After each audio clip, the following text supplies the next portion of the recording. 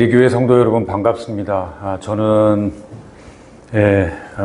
여러분께서 기도하고 후원해 주시는 나주울타리 교회를 담임하고 있는 강신욱이라고 합니다. 내리교회 강신영 담임 목사님이 이번 화요일까지 노래하는 순례자와 함께 일본 나고야에 집회를 인도하러 갔기 때문에 제가 오늘 예배를 인도하고 설교를 맡게 되었습니다. 2장 찬송함으로 예배 시작하겠습니다.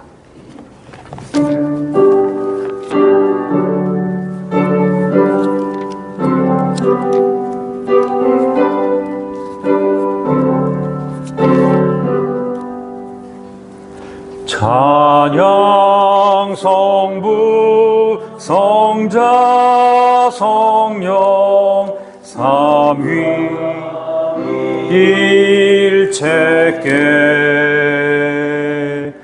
영원 무궁하기까지 영광을 돌리세 영광을 돌리세 아멘.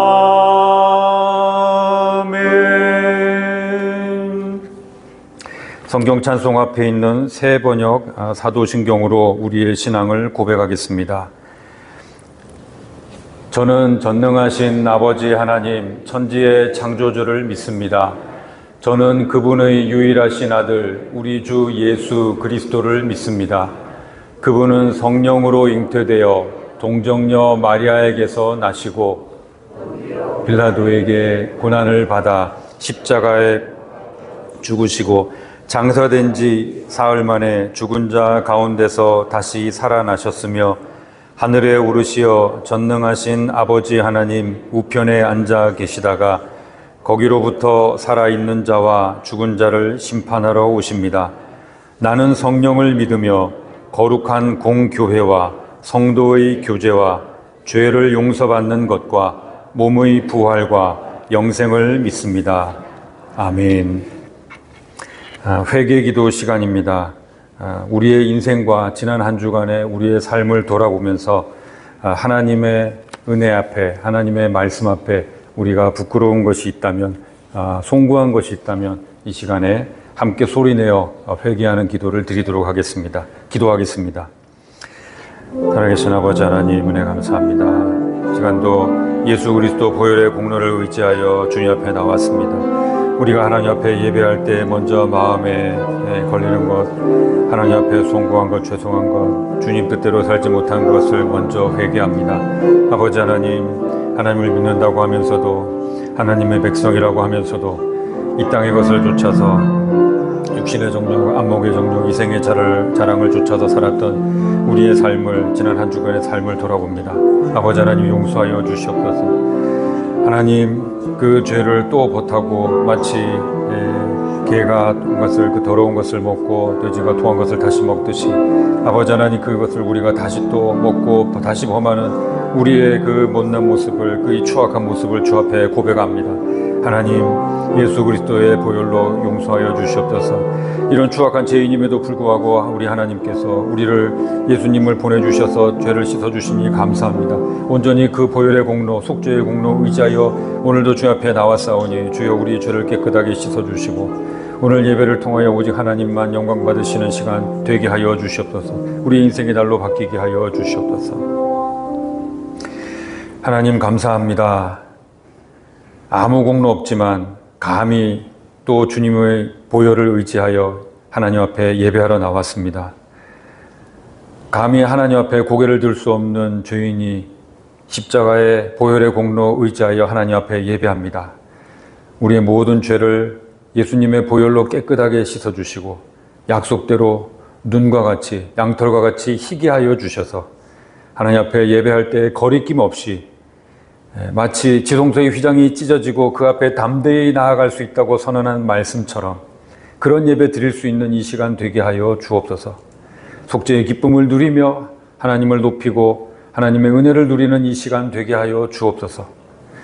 우리는 아무 기쁨이 근거가 없고 이유가 없습니다. 오직 하나님 앞에 이렇게 예배할 수 있음이 우리의 은혜요 영광이요 기쁨인 줄 믿사오니 한량없는 하늘로부터 우리에게 내려지는 그 은혜 누리는 이 시간 되게 하여 주옵소서. 예수님 거룩하신 이름으로 기도드리옵나이다. 아멘. 찬송가 제23장 만입이 내게 있으면 찬송하면서 봉헌하겠습니다.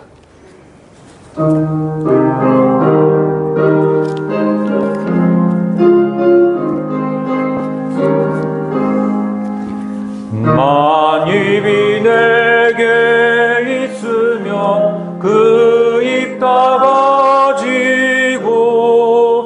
내 구주 주시는 종을 늘 찬송하겠네. 내 은혜로신 하나님 날 도와주시고 그 크신 영광 널리 펴 다 알게 하소서. 내 주의 귀한 이름이 날 위로하시고 이 귀의 음악 같으니 참 희락되도다. 내 죄의 권세 깨뜨려 그 결박 푸시고 이 추한 마음을 비로소 곧 정케 하셨네. 아멘.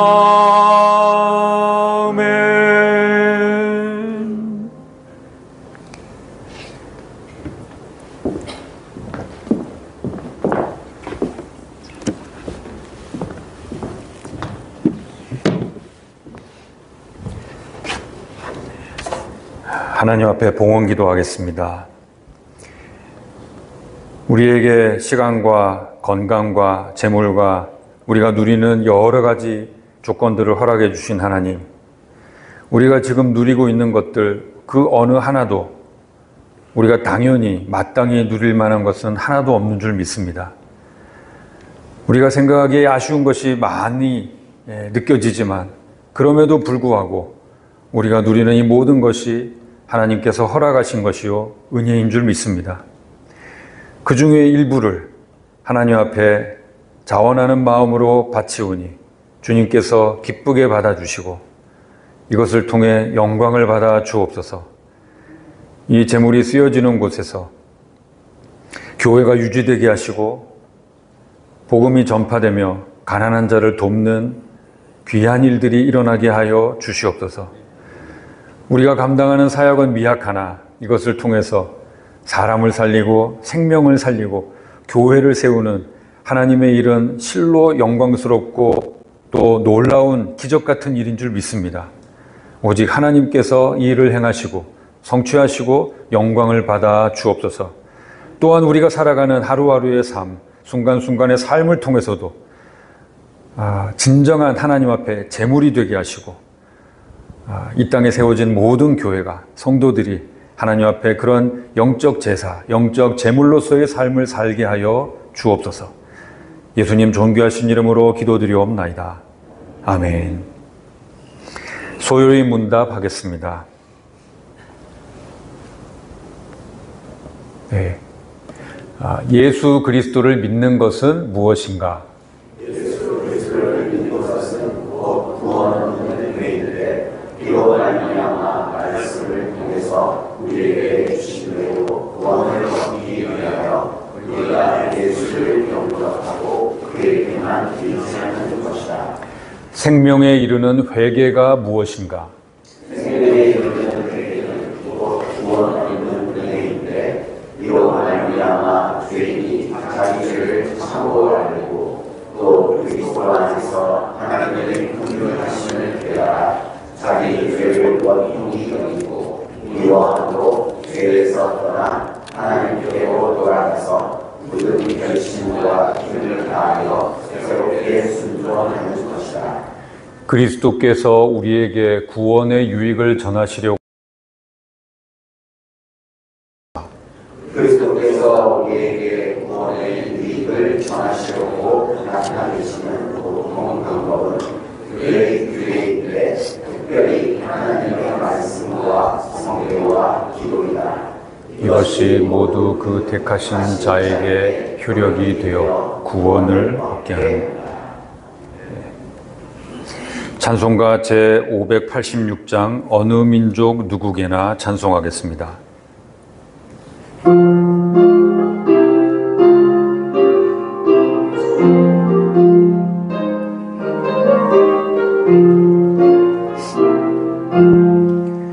어느 민족 누구게나 결단할 때 있나니 참과 거짓 싸울 때에 어느 편에 설 건가. 주가 주신 새 목표가 우리 앞에 보이니 빛과 어둠 사이에서 선택하며 살리라. 고상하고 아름답다 진리 편에 서는 일. 진리가 받고 명예에 이르러도 비겁한 자 물러서나 용감한 자 굳세게 낙심한 자 돌아오는 그날까지 서리라. 순교자의 빛을 따라 주의 뒤를 쫓아서 십자가를 등에 지고 암마 향해 가리라. 새 시대는 새 사명을 우리에게 주나니 진리 따라 사는 잔 전진하리 언제나. 악이 비록 성하여도 진리 더욱 강하다. 진리 따라 살아갈 때 어려움도 당하리. 우리 가는 그 앞길에 어두운 장막 덮쳐도 하나님이 함께 계셔 항상 지켜주시리. 아멘.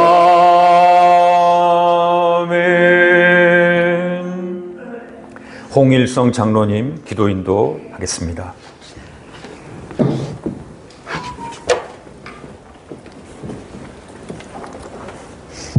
생사와 복을 주관하시는 우리의 왕이시여 우리의 능력이 되시는 아버지 하나님, 아무런 자격도 없는 저희들을 사랑하여 주셔서 이 시간 아무런 조건도 없이 선택하여 주시고 은혜의 자리로 불러주심을 감사합니다. 아멘. 이 시간 또 그 크신 사랑을 의지하여 아버지 하나님 앞으로 나와왔습니다. 이 시간 저희들을 만나 주시옵소서. 아버지 하나님만을 온 마음과 정성으로 찬송할 수 있도록 도와 주시옵소서. 아멘.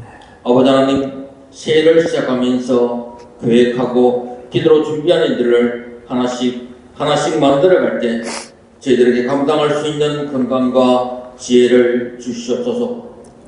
주신 시간과 일들을 통하여 이웃들에게 저희들이 하나님의 복의 통로로 쓰임받음을 전하며 살아가게 하여 주시옵소서. 아멘.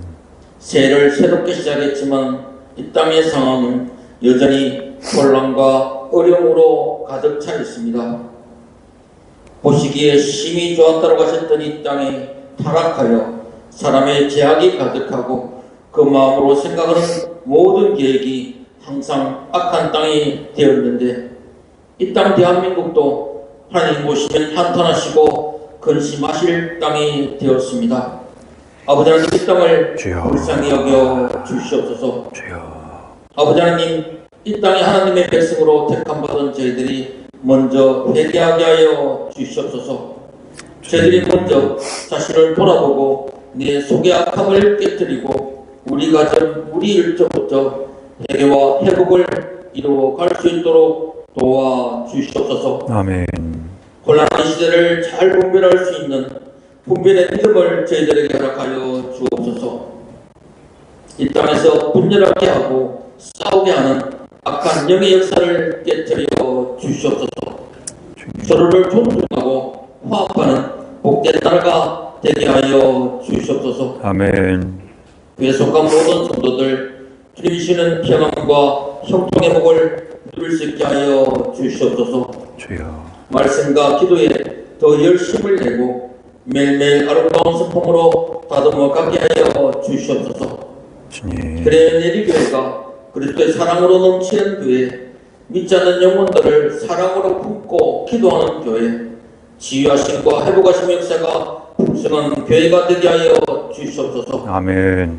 연로하신 성도들 추운 날씨에 건강을 지켜 주시옵고 자라는 자녀들 말씀이 굳게 서서 믿음의 다음 세대로 바르고 건강하게 세워져 나갈 수 있도록 도와주시옵소서. 주님. 여러 자리에서 여러 모양으로 섬기고 헌신하는 성도들 땅의 복으로 내려와 동력하는 교회들과 선교사들 맡겨진 사명 잘 감당할 수 있도록 때를 따라 도우실 은혜를 더하여 주시옵소서. 아멘.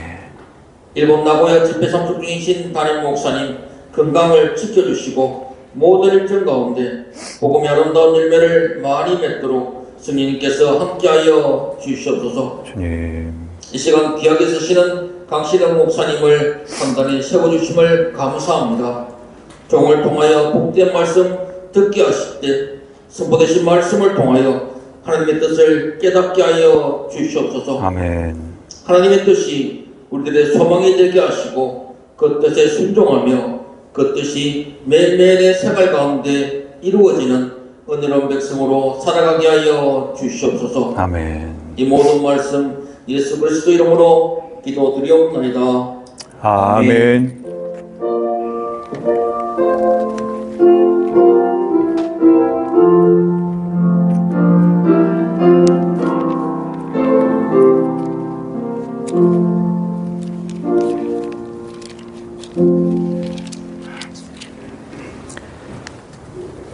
성경 말씀은 구약성경 출애굽기 제1장 8절부터 22절까지 말씀입니다.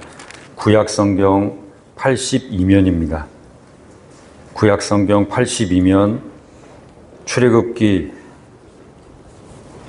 제1장 8절부터 22절까지 말씀입니다. 네, 한 절씩 다 찾으셨군요. 네. 한 절씩 번갈아 읽겠습니다. 요셉을 알지 못하는 새 왕이 일어나 애굽을 다스리더니 그가 그 백성에게 이르되 이 백성 이스라엘 자손이 우리보다 많고 강하도다.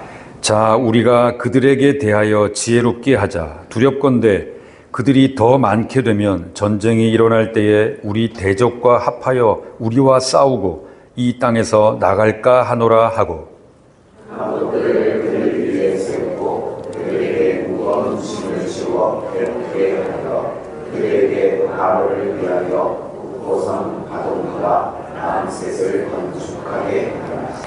그러나 학대를 받을수록 더욱 번성하여 퍼져나가니 애굽 사람이 이스라엘 자손으로 말미암아 근심하여 이스라엘 자손에게 이를 범하게 시켜 어려운 노동으로 그들의 생활을 괴롭게 하니 곧 흙 이기기와 벽돌 굽기와 농사의 여러 가지 일이라. 그 시키는 일이 모두 엄하였더라. 애굽 왕이 히브리 사람과 숫자라 하는 사람과 노아라 하는 사람에게 말하여 이르되 너희는 히브리 여인을 위하여 해산을 도울 때에 그 자리를 살펴서 아들이거든 그를 죽이고 딸이거든 살려두라.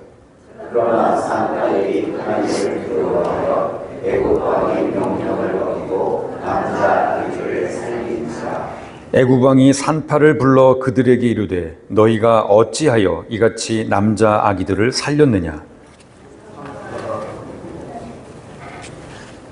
산파가 바로에게 대답하되 히브리 여인은 미국 여인과 같이 아니하고 건강하여 산파가 그에게 이르기 전에 해산하였더라 하매 하나님이 그 산파들에게 은혜를 베푸시니 그 백성은 번성하고 매우 강해지니라. 그 산파들 하나님을 경외하였으므로 하나님이 그들의 집안을 풍성하게 하신지라. 함께 읽겠습니다. 그러므로 바로가 그의 모든 백성에게 명령하여 이르되 아들이 태어나거든 너희는 그를 나일강에 던지고 딸이거든 살려두라 하였더라. 아멘.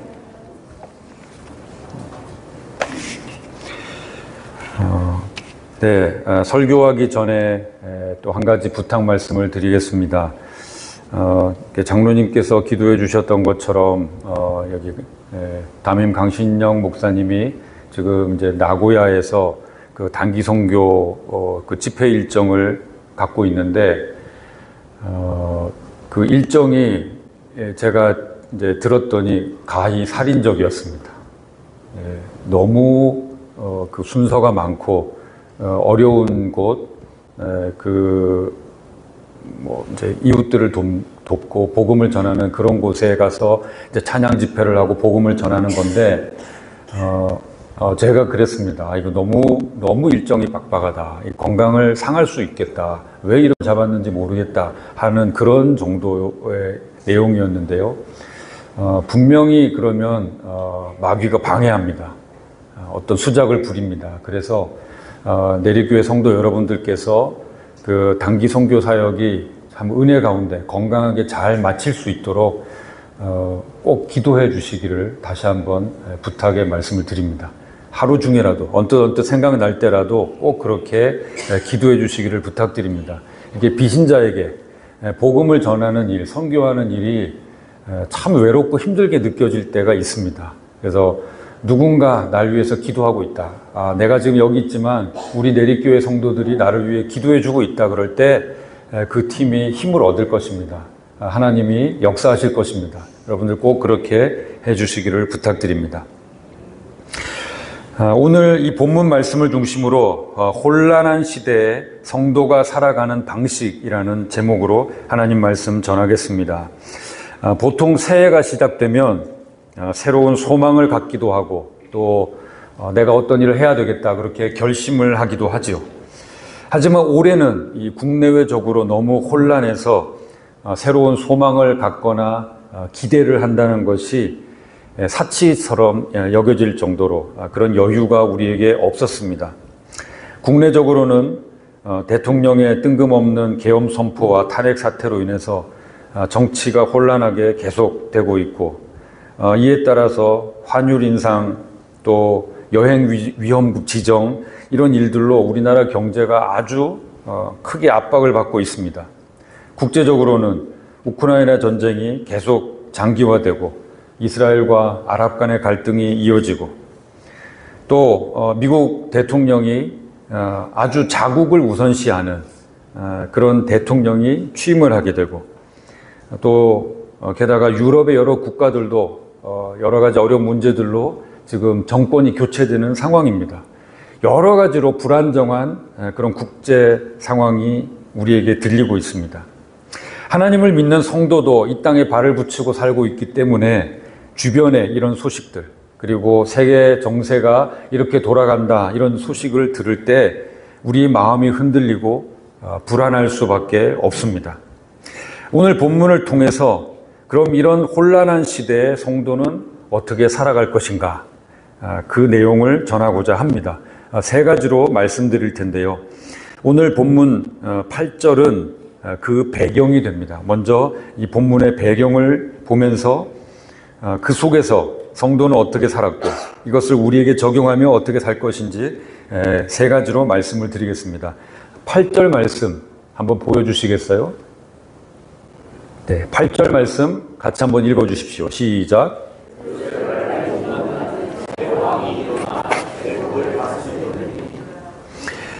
네, 이 성경 말씀은 창세기 후반부가 배경입니다.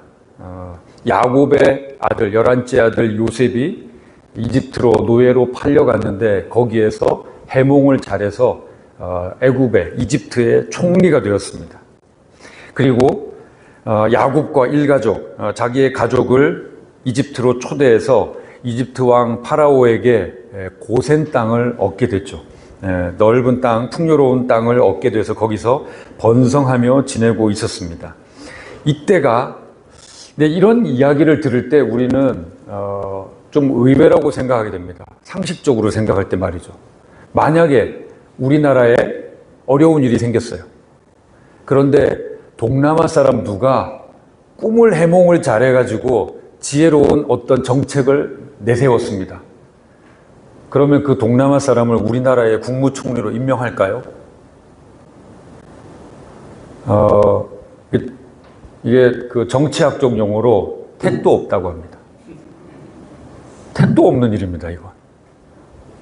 그런데 어떻게 이때 이런 일이 있을 수 있었는가? 요셉이 이집트의 총리가 됐을 그 당시, 이것은 기원전 1600년경입니다. 이 기원전 1600년경은 이집트 역사에서 중왕조 시대라고 합니다. 그 이집트 중왕조 시대의 이제 후반부인데요. 그때 이집트 역사에 아주 독특한 일이 생겼습니다. 그게 뭐냐면 순수 이집트 왕조가 계속해서 그 나라를 다스리라고 하는 독특한 왕조가 그때 자리를 잡았습니다. 힉소스 민족, 세계사에 나오는 이 힉소스 민족은 순수 이집트 혈통이 아니라 메소포타미아 혈통입니다. 지금으로 말하면 아랍 계통이에요. 그러니까 티그리스 유프라테스 강 그 하류, 그 수메르 쪽에 자리하고 있던 그 민족 중에 하나가 힉소스족인데, 그 힉소스족이 우리가 알고 있는 그 전차, 말 4마리가 끄는 그 전차를 가지고 이집트를 침공했습니다. 그래서 이집트를 점령해 버렸어요. 그래서 이집트를 점령하는 바람에 이집트의 왕족과 귀족들은 지금 우리가 알고 있는 이집트, 나일강 하류 쪽의 그 이집트를 버리고 나일강 상류 쪽으로 올라갔습니다. 그래서 나일강 상류 쪽에서 또 다른 이집트 나라를 만들고 있었고, 지금 우리가 알고 있는 그 이집트 쪽은 힉소스 왕조를 건설해서 마치 식민 지배하듯이 그렇게 자리 잡고 있었던 겁니다. 그러니까 그때 이집트 왕 파라오는 순수 이집트 혈통이 아니라 힉소스족 이집트 왕 파라오였던 것입니다. 그래서 나라를 다스리기가 어려웠죠. 그런데 요셉이라는 사람이 자기의 꿈을 잘 해몽했어요. 기가 막힌 정책을 내놨습니다. 보니까 자기하고 고향이 똑같아요. 메소포타미아 출신이에요. 왜냐하면 아브라함이 바로 거기서 왔습니다. 그래서 이 왕으로 보기에는 다른 신하보다도 요셉이 훨씬 총리로 세우고 자기의 반지를 꺼내서 네가 모든 걸 다 관장해라, 이 모든 일들을 하라. 그렇게 모든 정권을 주었던 것입니다. 그리고 요셉의 가족들이 일가가 이집트에 살 수 있도록 그렇게 했을 때 파라오가 자기하고 똑같은 사촌 민족이에요. 그러니까 자기 유사 민족이기 때문에 땅을 줄 테니까 여기 와서 내려와서 마음껏 살라고 번성하면서 살라고 그런 일이 있었던 것입니다. 그러니까 이 모든 일을 하나님이 미리 요셉이 가기 전에 그 모든 일들을 세계 역사의 큰 흐름들을 하나님이 그렇게 이루어 가 있었던 것이죠. 그런데 1550년 기원전 1550년 나일강 상류로 올라가서 거기에서 이제 남이집트 국가를 이루고 있던 그 이집트인들이 힘을 길렀습니다. 이제 그러니까 옛날 우리나라가 이제 6.25 때 마치 북한이 탱크를 갖고 몰고 왔을 때 속수무책으로 당했던 것처럼 힉소스족이 말 4마리가 끄는 전차를 이끌고 왔을 때 속수무책으로 당했거든요. 이제는 자기들도 이제 전차를 만들 수 있어요. 전차로 군대를 이제 형성했어요. 그래서 다시 이집트 그 나일강 하류 쪽으로 자기 나라를 회복하기 위해서 전쟁을 일으킨 것입니다. 그리고 그 나라를 차지했습니다. 그래서 1550년경 일어났던 일입니다. 그렇게 순수 이집트 그 왕족과 귀족이 그 나일강 하류로 다시 와서 그 이집트를 차지하고 재집권해서 그때부터 세계사로는 이제 이집트의 신왕조라고 합니다. 신왕조 시대, 제18왕조라고 하는데요. 우리나라로 하면은 뭐랄까요? 이제 뭐 조선 새 왕조가 열려진 거죠. 그래서 이집트인들에게 힉소스 왕조 때에 총리로 있었던 요셉, 그 요셉 때문에 엄청난 흉년이 있었고 국가적인 어려움을 지혜롭게 잘 극복했다. 그때는 힉소스 왕조 때는 아름다운 미담이었는지 모르겠지만 지금 순수 이집트 혈통이 와서 새롭게 세운 이 애굽 신왕조, 이집트 신왕조 제18왕조에서는 지우고 싶은 역사였던 겁니다. 그래서 우리가 8절에 아는 것처럼 요셉을 속에서 지우고 싶은 새 왕이 일어난 것입니다. 기억하고 싶지도 않은 거예요. 그 사람들이 뭘 했는지. 힉소스 왕조가 저 메소포타미아 지역에서 와서 우리나라를 식민 지배했던 그 나라 사람들이 어떻게 먹고 살았는지 이 사람들은 전혀 기억하고 싶지 않은 그런 왕조가 다시 들어섰다는 겁니다. 그래서 그 사람들은 뭐 요셉을 기억할 필요가 없어요. 지우고 싶겠죠. 그래서 이스라엘 사람들을 그렇게 노예로 부리고 학대할 수 있었던 것입니다. 왜냐하면 예전에 자기 나라를 지배하고 식민 지배했던, 우리나라를 못 살게 굴었던, 우리를 저 이집트 나일강 상류로 쫓아내 버렸던 바로 그 민족이기 때문에 그 민족을 이제는 보란 듯이 노예로 삼아서 그들을 학대하는 거죠. 우리가 생각할 때 아니 그때는 잘 대해주고 땅도 주고 그렇게 하더니 왜 갑자기 돌변했나? 그 이집트 왕 파라오가 정신 이상이 아니야? 그게 아니라 역사적인 이런 배경이 있었던 것입니다. 본문 13절과 14절에 보면 이집트 왕 파라오가 이스라엘 자손을 엄하게 대했다고 2번이나 표현했습니다. 엄하게 대했다. 여기에서 엄하다라는 단어는 우리가 보통 이제 엄하다 그럴 때, 자, 우리의 아버지는 엄하시고 뭐 이렇게 쓰는데요. 이때 엄하다는 것은 바르고 엄격하다, 철저하다 그런 의미를 가지고 가혹하고 무자비하다는 뜻입니다. 그래서 이 단어를 그대로 쓴 에스겔서에서는 이 단어를 포악하다라고 번역을 했습니다. 그러니까 이 이집트 사람들이 이스라엘 사람들을 포악하게 그렇게 대했다는 겁니다. 그런데 문제는 이 이집트 사람들이 이스라엘 사람들을 포악하게 대했고, 그리고 이 이스라엘이 학대를 받으면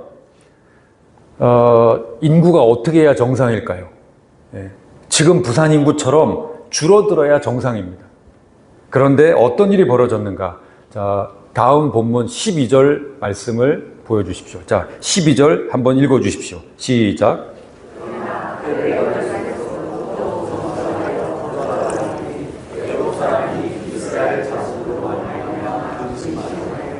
네.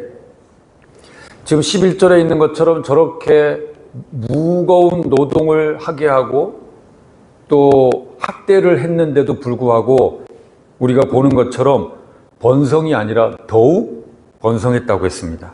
그래서 이 사람들이 근심거리가 생긴 거예요. 그래서 파라오가 1차 조치를 내립니다. 그들의 생활을 더욱 괴롭게 했습니다. 그래도 인구가 늘어나요. 참 놀라운 일이죠. 이렇게 학대를 받고 힘든데 자식을 그렇게 계속 낳아요. 그래서 파라오가 2차적으로 특단의 조치를 내린 것이 15절, 16절입니다. 15절, 16절을 보여주십시오. 15절, 자, 15절부터 읽겠습니다. 시작.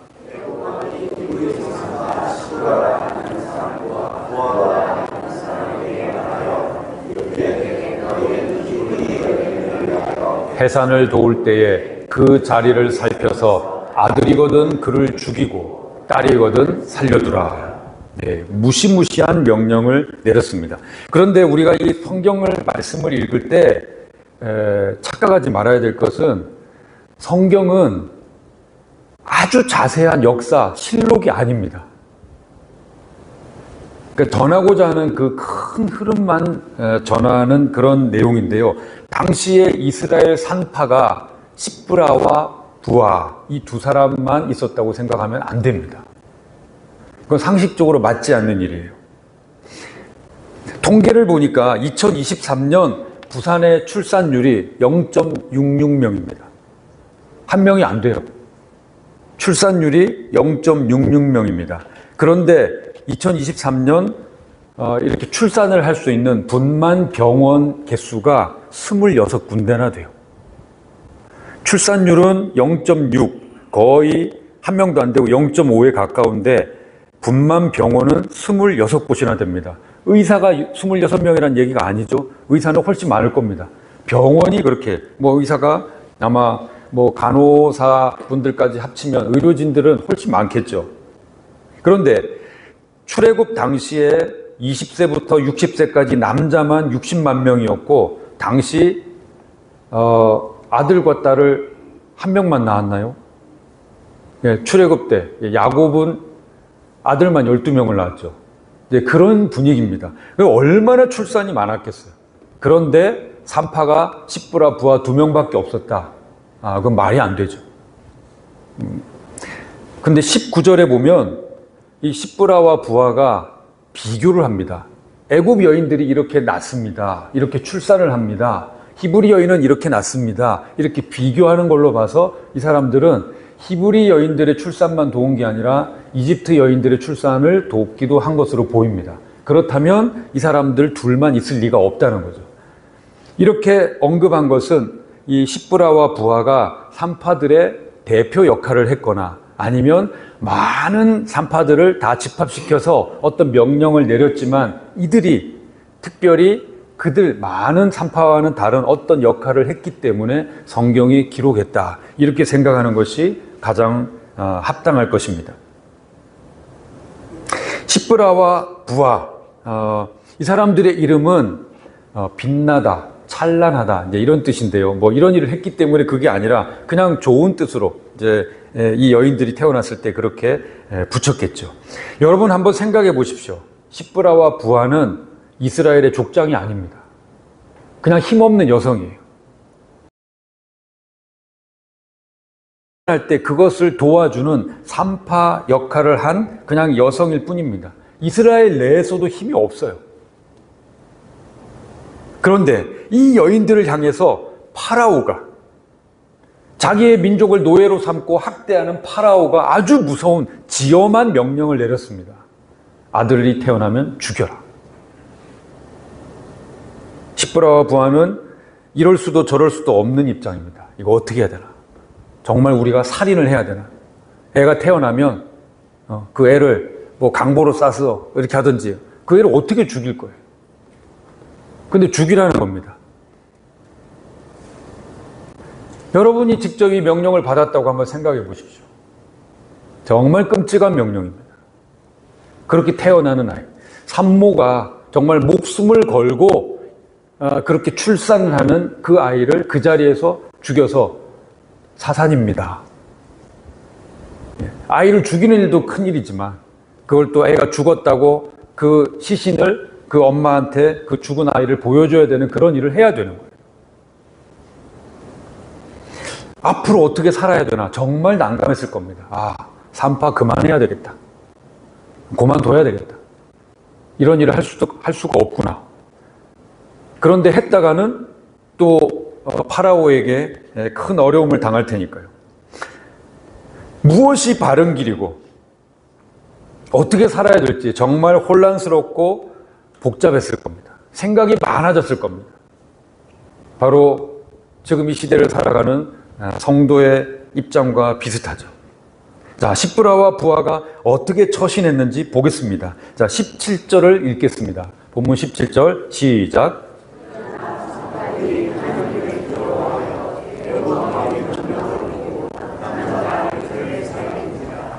아멘. 자, 혼란한 시대에 성도가 살아가는 방식 첫 번째는 무엇인가? 하나님을 가장 두려워해야 한다는 겁니다. 지금 이집트에서 가장 두려운 존재는 누구인가? 파라오입니다.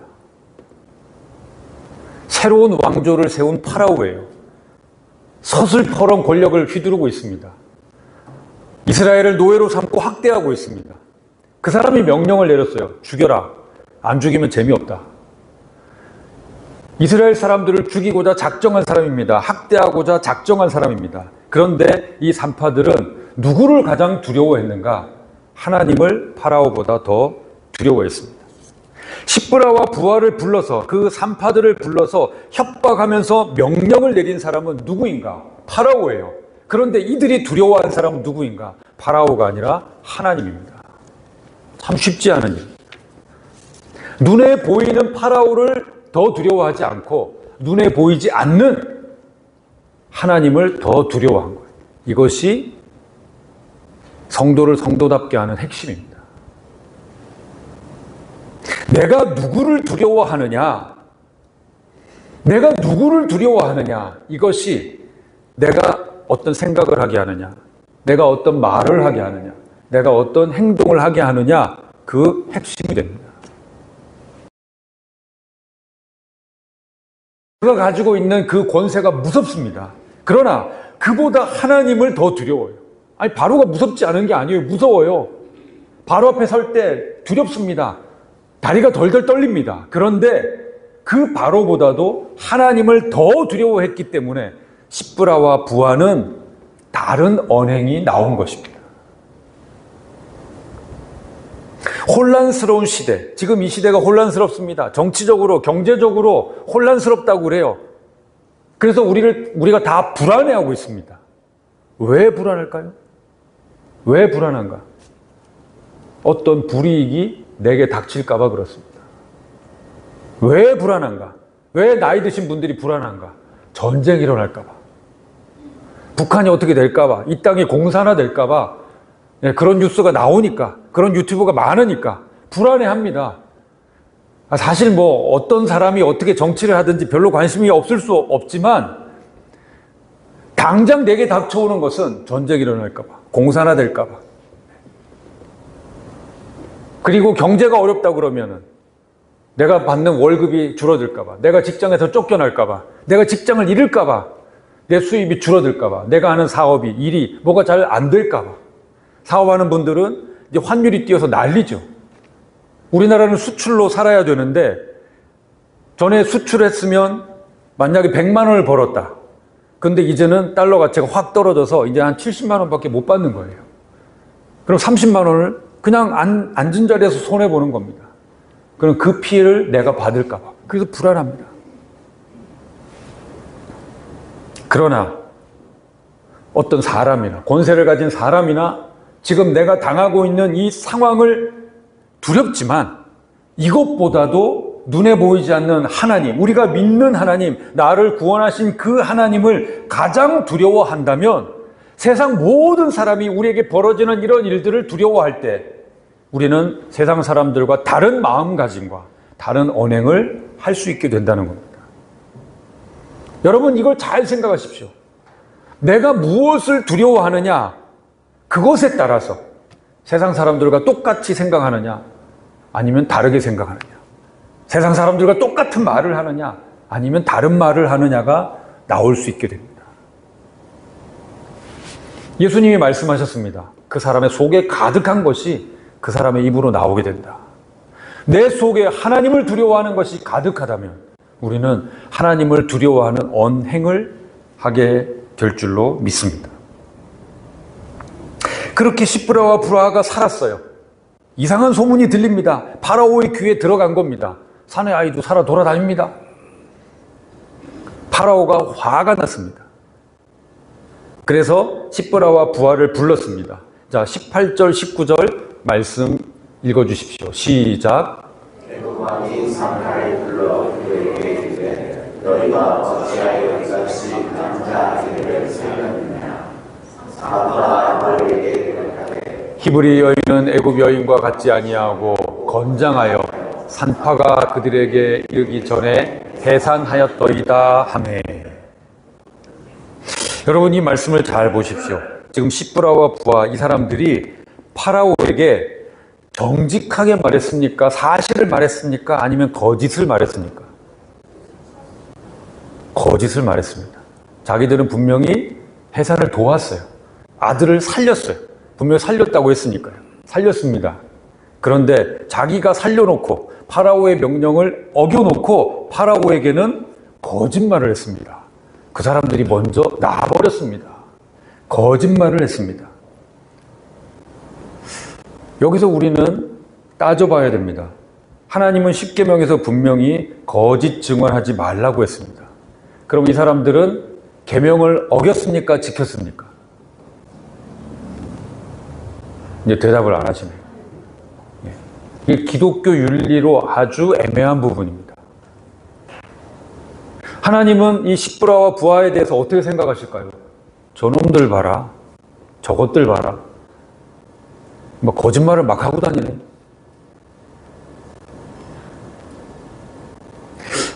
여러분, 우리가 이렇게 단순하게 생각할 것이 아닙니다. 지금 파라오, 이 권세자는 어떤 명령을 내렸습니까? 사람을 학대하고 살인하라는 명령을 내렸어요. 이건 불법적인 명령입니다. 아무리 파라오라도, 아무리 권력자라도 이 사람은 지금 불법적인 명령을 내린 겁니다. 거기에 불복한 거예요. 그래서 그 아이를 살리고 산모를 살리고 그 가정을 살리기 위해서 권세자에게 거짓을 말한 것입니다. 거짓을 말함으로 사람을 살릴 수 있다면 그건 거짓이 아닙니다. 우리나라에 범인 은닉죄가 있습니다. 우리나라 형법에. 죄를 저지른 사람이 있어요. 그 죄를 저지른 사람이 우리 집에 숨었어요. 그런데 그 사람을 신고하지 않고, 자, 그 사람 여기 있습니까? 아니요, 없는데요. 모르겠는데요.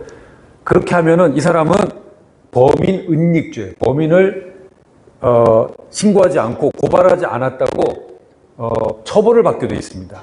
그런데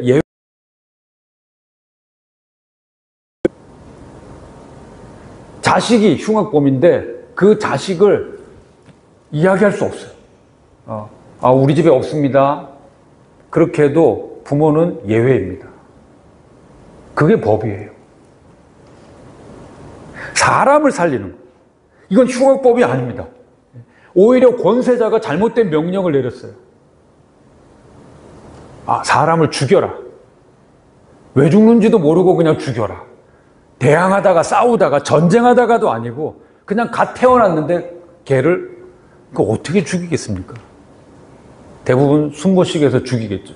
그 짓을 시킨 거예요.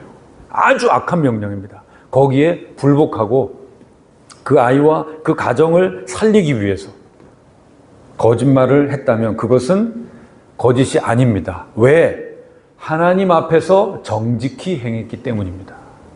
여러분, 성경에 나오는 정직을 거짓말을 하나도 하지 않고 있는 그대로 다 까발리듯이 이야기한다, 이것을 정직으로 생각하시면 큰 착각입니다. 그건 어리석은 거예요. 하나님 앞에 정직, 하나님의 가치를 존중하고 하나님의 그 가치에 순종하는 것이, 보이지 않는 하나님이 창조주 하나님이시오 질서의 하나님, 주관자 하나님이시라는 것을 인정하는 것이 바로 정직입니다. 성도가 지켜야 될 정직. 그래서 하나님을 두려워하면 다른 윤리로 살게 됩니다. 기독교 윤리는 이것입니다. 어떤 거짓말도 정말 내 입 밖에 내지 않는다, 나는 그래서 떳떳하다가 아니라 하나님이 어떤 가치를 제일 우선하는가, 그것을 증거하는 것, 그것이 하나님께서 원하시는 정직입니다. 그런 면에서 북이스라엘 아합 왕 시대, 이스라엘 역사 중에 가장 악한 아합 왕이 어떤 명령을 내렸는가? 선지자들 다 죽여라 그랬습니다. 다 죽여라 그랬어요. 요즘 말로 하면 신학생들 다 죽여라 그랬어요. 전도사들 다 죽여라 그랬습니다. 엘리야는 말할 것도 없고 다 죽여라. 목사, 전도사들 다 죽여라 그랬습니다. 그때 아합의 신하였던 오바댜, 성경에 나온 오바댜 아닙니다. 아합의 신하였던 오바댜가 어떤 일을 했는가? 그 명령을 어기고 선지생도들, 선지자들을 50명씩 그렇게 동굴 속에 모아놓고 그들을 먹여서 그 긴 시간을 살려냈습니다. 거짓말한 거죠. 아합의 신하였는데 아합에게는 거짓 보고를 했습니다. 없습니다. 선지자 없습니다. 다 죽인 것 같습니다. 거짓말을 함으로 하나님의 사람들이 살 수 있었습니다. 그것이 정직입니다.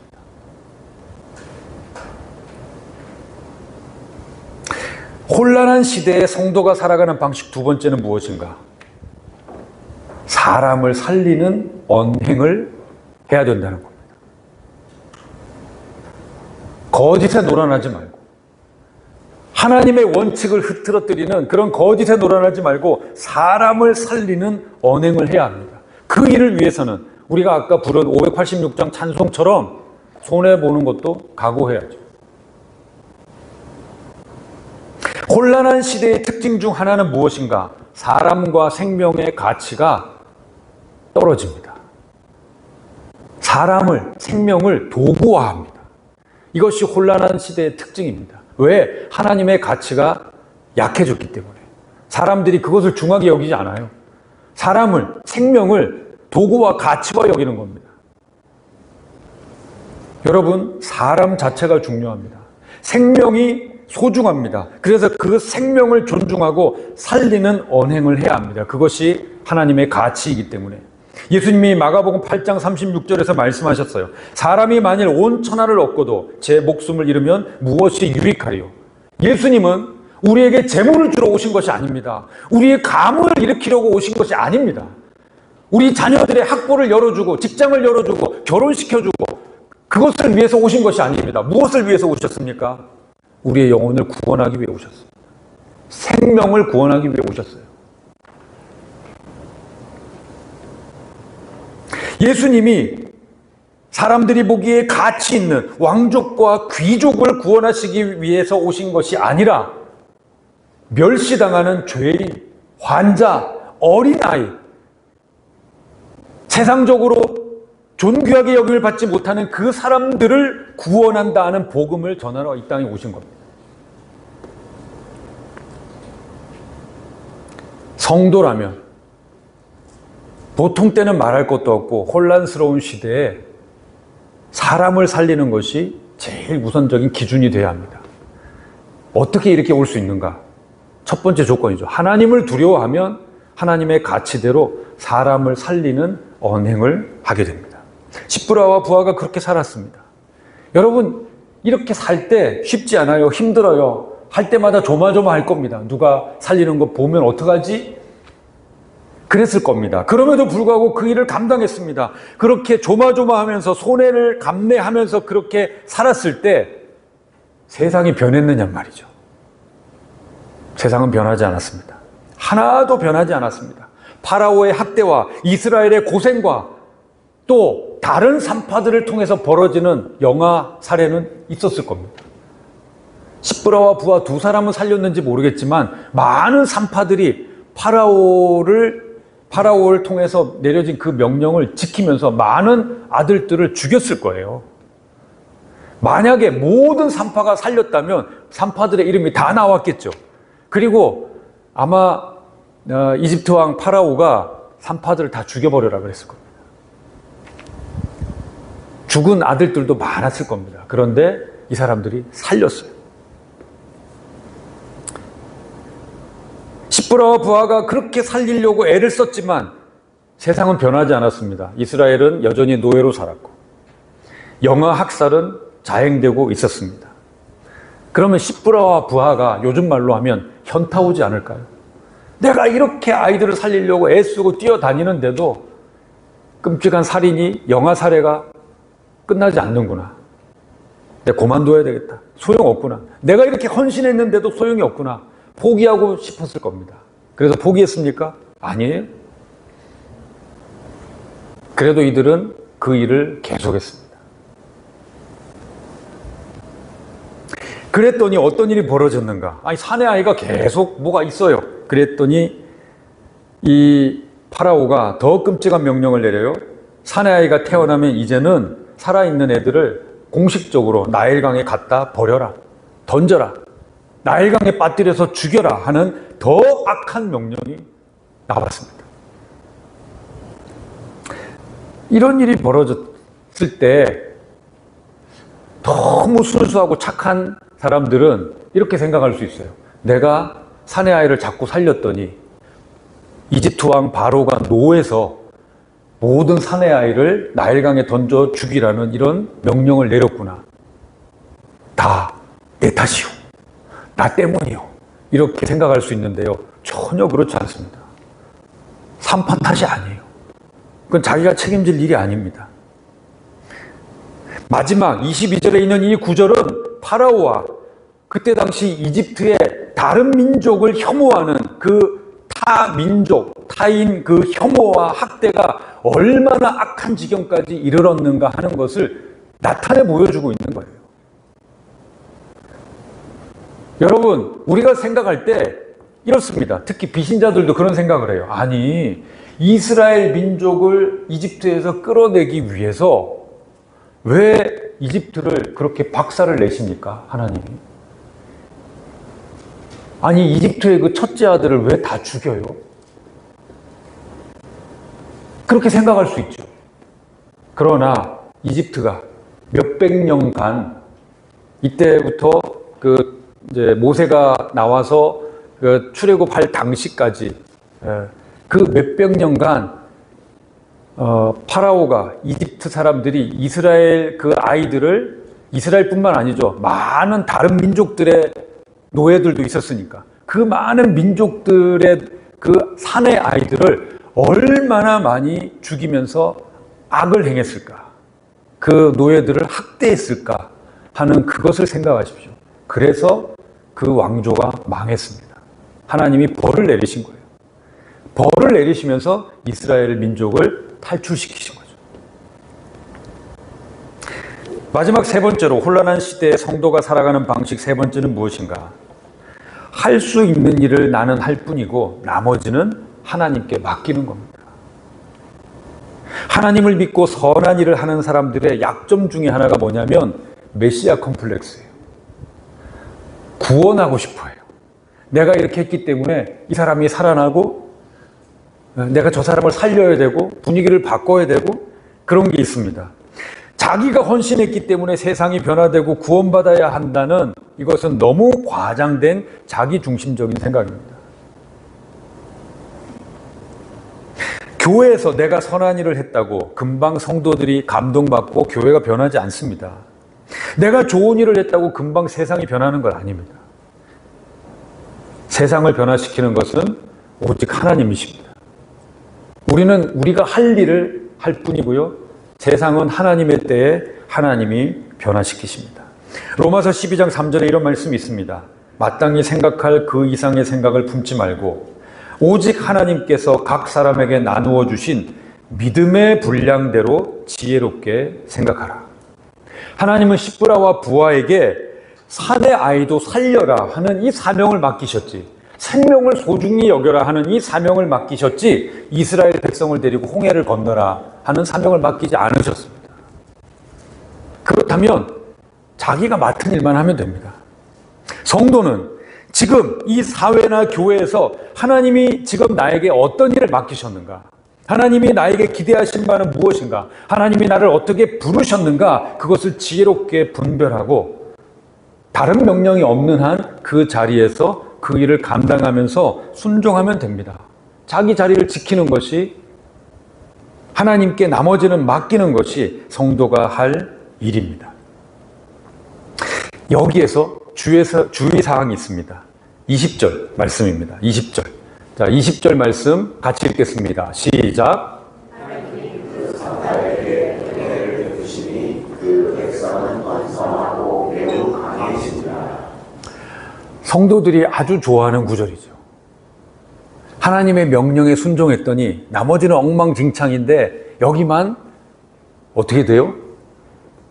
은혜를 베푸셔서, 산파들에게 은혜를 베푸셔가지고 21절에 보니까 하나님이 그들의 집안을 흥왕하게 하신지라. 이렇게 하면 흥왕하네, 아싸, 로또 맞으러 가세. 이래가지고 여러분, 이런 일은 별로 없습니다. 이런 일은 별로 없어요. 성도들이 이 구절을 너무 좋아하지만 이건 원칙이 아닙니다.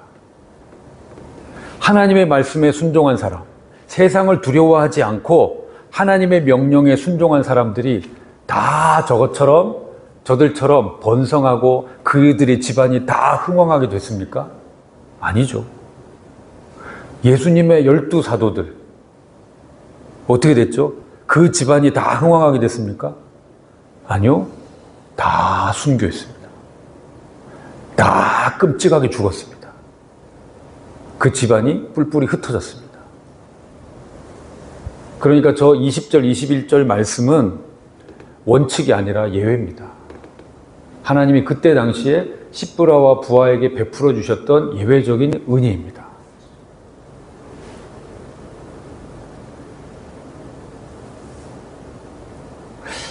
그럼 우리가 이 말씀을 보편적으로 받아들여야 됩니다. 만약에 지금 오늘 이 자리에서 2층 또 3층에서 예배하는 분들, 여러분들이 모두 순종했어요. 모두 다 하나님을 두려워하고 사람을 살리는 언행을 다 했어요. 그런데 여러분들 중에 집안이 흥왕할 사람 한두 가정밖에 없습니다. 나머지는 여전히 어렵게 살아요. 순종했기 때문에 어렵게 사는 게 정상입니다. 아까 우리가 찬송했잖아요. 순종하면 어떤 일이 벌어지는지. 여러분들이 부른 586장 집에 가서 가사를 다시 한번 보십시오. 순종하면 어떤 일이 벌어지는지, 그 집이 흥왕하고 잘 되는지, 아니면 어려운 일이 벌어지는지. 어려운 일이 벌어지는 것이 보통 일어나는 일이다라고 이야기했습니다. 그것이 2000년 기독교 역사입니다. 그래서 어려운 일이 벌어질지라도 우리는 순종하자, 그렇게 찬송한 거예요. 여러분, 복은 무엇인가? 복은 무엇인가? 흥왕하기 때문에 순종하는 이런 계산적인 머리로 순종하는 것이 아니라, 당연히 우리 죄인의 습성으로는 이리 가면 손해보는데, 이리 가면 내 몸이 상하는데, 우리 가정이 다칠 수도 있는데, 그게 뻔히 보임에도 불구하고 내가 섬기는 하나님, 나를 위해서 예수님을 보내주신 하나님, 그 보혈로 구원해 주신 그 하나님의 명령이니까 내가 순종한다. 이것이 내게 복이구나. 많은 사람들이 저 길로 가는데, 넓은 길로 가는데, 나는 이 좁은 길, 손해보는 맴에도 불구하고, 이 손해보는 것이 두렵지만 그럼에도 불구하고 이 좁은 길로 가고자 하는 마음의 소원이 생겨요. 다 순종하지 못해도 한두 가지라도 순종하려고 해요. 여러분, 이 마음이 우리 속에 생긴 것이 복입니다. 왜? 예수 그리스도의 영이 우리에게 임했다는 증거가 그렇게 나타나기 때문입니다. 아니, 세상에 어느 바보가 손해보고 자기 집안 망할 짓을 합니까? 안 하려고 하죠. 다 자기 집안을 흥왕하게 하려고 하죠. 그런데 그렇게 살면 10중 8구가 망한다니까요. 망하는 걸 뻔히 보면서도 그래도 하나님 명령인데 이렇게라도 살아야지, 그렇게 우리가 마음의 결정을 하고 그렇게 살지 못한 것을 가지고 마음 아파하면서 하나님 앞에 회개하는 이유는 무엇인가? 우리 속에 예수 그리스도의 영이 있기 때문입니다. 우리 속에 성령이 있다는 증거입니다. 그래서 회개 기도하자 그랬을 때 회개해야지. 하나님의 영이 없는 사람들은요, 내가 뭘 잘못했는데 회개하노? 그렇다고요. 뭐라도 잘못한 것 찾아서 회개하려고 하는 그 마음이 있는 것은 내가 천국 백성이라는 증거입니다. 내가 구원받은 백성이라는 증거예요. 우리가 완벽하게 살아서 천국 백성 되는 것이 아니라 그 마음의 찔림을 갖고 있다는 것이 천국 백성이라는 증거입니다. 우리는 자꾸 회개할 것 없도록 깨끗하게 살아야 주님 오실 때 우리가 주님을 맞이할 수 있다고, 떳떳하게 맞이할 수 있다고 생각하는데요. 그건 복음이 아니에요. 착각입니다. 그건 율법이에요. 우리 속에 그런 마음의 소원이 있다는 것이 주님께서 우리를 천국으로 인도하실 유일한 근거가 됩니다. 이것이 하나님께서 예수 그리스도를 통해서 우리에게 주신 사랑이죠. 그래서 이 세상 사람들이 그리스도인을 이해할 수 없는 겁니다. 아니, 쟤네들은 저렇게 해가지고 왜 저렇게 인생을 꼬이게 사냐, 힘들게 사냐. 그런데 그렇게 살아요. 이해할 수 없는 삶을 사는 것이 바로 거룩한 백성, 성도의 모습입니다. 말씀을 맺겠습니다. 우리는 혼란한 시대를 살아가고 있습니다. 기독교와 교회가 이념에 휘말려서 사회의 지탄을 받고 있는 시대를 살아가고 있습니다. 어떻게 성도로서 살아야 할까요? 북핵이나 전쟁이나 가난함을 두려워 말고 하나님을 두려워해야 합니다. 심란한, 거짓스러운, 여러분, 사람의 인생은 좌충우돌입니다. 좌충우돌이에요. 좌로도 갈 수 있고 우로도 갈 수 있습니다. 그러나 성경 말씀에 뭐라고 그랬어요? 좌로 치우치지는 말고 우로 치우치지 말라고 그랬어요. 여러분들의 정치적인 성향도 좌로 갈 수도 있고 우로 갈 수도 있어요. 그러나 극좌나 극우는 하지 마세요. 좌충우돌은 괜찮습니다. 제발 사람을 살리고 교회를 살리는 언행을 할 수 있게 되길 바랍니다. 그리고 나머지는 하나님께 맡기는 거죠. 어떻게 해요? 기도로서. 하나님, 우리나라 불쌍히 여겨주시고 사람들, 우리 다음 세대에 살려주십시오. 기도하고 맡기는 겁니다. 이 시대의 십부라와 부하로서 살아가는 저와 여러분들이 되기를 우리 주 예수 그리스도 이름으로 축원합니다. 시간이 됐기 때문에 그냥 제가 기도하는 것으로 결단의 시간을 갖겠습니다. 살아계신 아버지 하나님, 우리나라 하나님께서 우리에게 허락하신 조국이 너무도 혼란스럽습니다. 세계 정세가 불안합니다. 우리 서민들이 살기에 너무 힘든 시기가 닥쳤습니다. 아버지 하나님, 이 추운 겨울에 우리의 마음도 너무 춥습니다. 우리를 불쌍히 여겨주시고 우리가 하나님의 뜻대로 살게 하여 주옵소서. 어떻게 살아가야 할지 불안할 때 하나님의 원칙을, 하나님의 가치를 더 찾는 저희들이 되게 하여 주시옵소서. 십부라와 부하처럼 하나님을 무엇보다도 두려워하게 하시고, 십부라와 부하처럼 하나님의 가치대로 사람을 살리는 언행을 하게 하시고, 그리고 나서는 하나님께 모든 것을 맡기는, 나를 어렵게 하시든지 흥황하게 하시든지 그것은 우리가 상관할 바가 아니고 하나님께서 허락하시는 것을 그저 받을 수 있는 저희들이 되게 하여 주시옵소서. 이 혼란한 시대에 십부라와 부하처럼 살 수 있다면, 예수님을 인정하면서 살 수 있다면 그것을 복으로 고백하는 저희들이 되게 하여 주시옵소서. 바라옵기는 이 땅에 다시 하나가 되어서 주님 앞에 영광을 돌리는 그 시절이 오게 하여 주옵소서. 예수님 거룩하신 이름으로 기도합니다. 아멘. 성자들의 행진 찬송하겠습니다.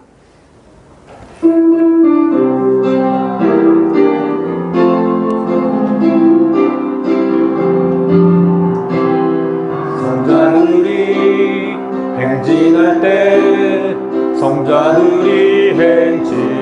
행진할 때 오 주여 나도 함께하도록 인도하여. 한 번 더 찬송하겠습니다. 성자들이 행진할 때, 성자들이 행진할 때 오 주여 나도 함께하도록 인도하여 주소서. 아멘. 우리를 감히 성자로 불러주신 하나님을 찬양합니다. 우리가 거룩한 백성, 하나님의 성전으로서 이번 한 주도 살아갈 수 있게 되기를 바랍니다. 강복선언 하겠습니다. 여호와는 내게 복을 주시고 너를 지키시기를 원하며, 여호와는 그 얼굴을 내게 비추사 은혜 베푸시기를 원하며, 여호와는 그 얼굴을 내게로 향하여 두사 평강 주시기를 원하노라. 이제는 우리 구주 예수 그리스도의 은혜와 하나님의 사랑과 성령의 교통하심이 이 혼란스러운 시대에 시브라와 부하처럼 하나님을 두려워하고 하나님의 그 가치대로 사람을 살리며 모든 것을 하나님께 맡기기 원하는 이 내립교회 모든 성도들, 나주늘타리의 성도들과 이 땅에서 예배한 모든 성도들, 교회 위에, 우리의 가정들 위에, 우리가 살아갈 날들 위에, 우리의 다음 세대 위에 늘 함께 하시기를 간절히 축원하옵나이다. 아멘.